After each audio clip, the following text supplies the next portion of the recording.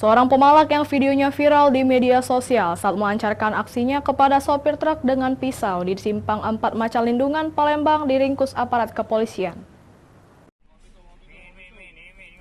Inilah rekaman video amatir saat seorang pemalak melancarkan aksinya terhadap sopir truk di Simpang 4 Macalindungan, Palembang.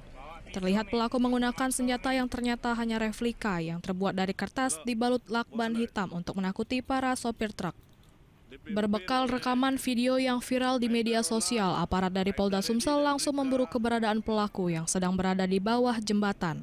Jadi ini tersangka yang viral kemarin yang katanya melakukan pemalakan menggunakan senjata tajam di Simpang 4 Macalindungan, dan setelah kami amankan ternyata bukan senjata tajam jenis pisau tapi modifikasi seperti senjata tajam. Ini dia ini dalam melakukan aksi Bu sendiri atau berkelompok? Pada waktu itu dia mungkin bertiga, mungkin berpencar, tapi yang terdapat dengan kita itu hanya satu orang.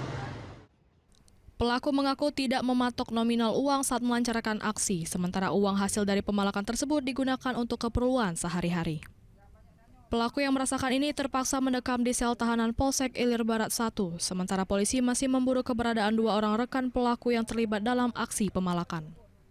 Dari Palembang, Guntur, iNews melaporkan.